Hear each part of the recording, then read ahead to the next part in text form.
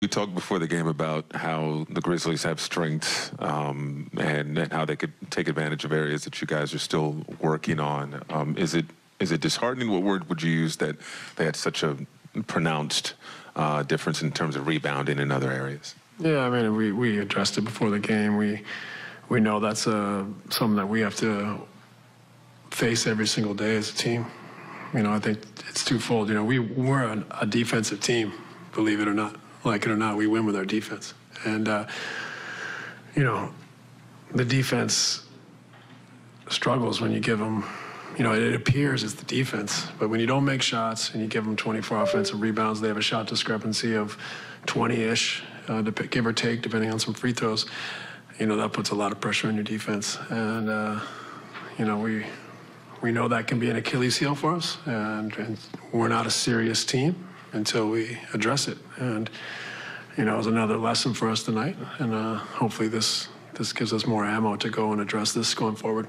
I know a lot is in flux, especially if Kyrie were to play on Wednesday, but the rotation had been tightened somewhat. Did the effort that you saw from some of the young guys lead you to perhaps utilize a few of those guys maybe? You know, they certainly earned an opportunity. But the younger guys, if you remember, the ones coming out of COVID last, so there's a little bit of delay in them getting up to speed as well, as far as their fitness and safety. As far, you know, we want to make sure they you know, there's not only a hierarchy and pecking order, but there's also the adaptation and return to play. So, you know, we'll see. Those guys have definitely, when they've gotten their opportunities during COVID or tonight, have played very well. We like them all, and they earn minutes. We'll see whether they get them or who gets them or when, but they deserved opportunities, and opportunities will come. And it's just, it's uncertain when they'll come. Coach, a season-long, well, season-high losing streak in terms of 3 in a row. Any common thread you see in each of the losses, maybe something that you can take away from each one? I think just defense. You know, our defense hasn't been great. Tonight it was more so the finishing possessions with offensive rebounds, but you know, our defense can improve. And part of it is we can't panic. You know, it's been a crazy period where we had largely had, you know, 80–90% of our team get COVID. We transitioned through that. We're coming out of that, and it was just you know, it was a big stop to the momentum of the season. So let's not overreact. But you know, that was embarrassing today. We got our butts kicked, and we got to do a lot better to get back to the standard that we played at before the interruption. Steve, some of those lineups that you've used lately, I mean, Johnson, Mill, Johnson, Bembry, you know, Bruce out there, Javon, obviously not there, shooting heavy and tough to space the floor with. I mean, just how do you kind of work around those challenges offensively when you have them out there, given that, you know, it's tough to kind of get them going with those limitations? I don't know. You know, that is what we're faced with a little bit right now.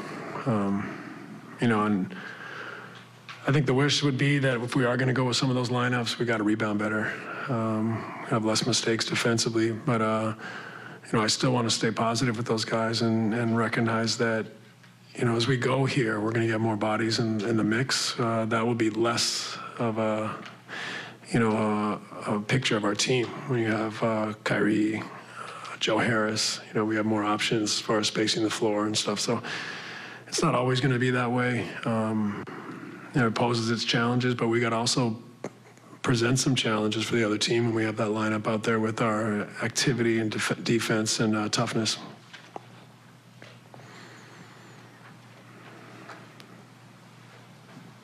I was wondering what you saw in Patty's shot tonight, and secondly, does this kind of just underscore how vital his three-point shooting is when you don't have Joe out there specifically? Yeah, that's it. You know, it's put a heavy burden on him having kind of one, you know, outside of, you know, Kevin and James. You know, you have, you know, he's our elite shooter without Joe, and so he's had a heavy burden. I think he's a little tired at times, and that's natural.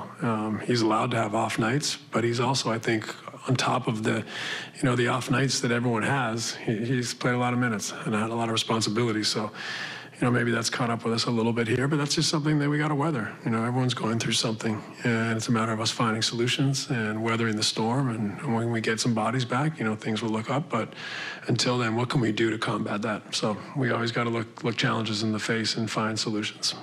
Last one, Christian. Coach, you're always usually pretty quick to the podium after a game. This time you're a little bit longer than usual. I'm wondering if there was any specific message you gave to the team post-game, or whether you guys were discussing anything after the game.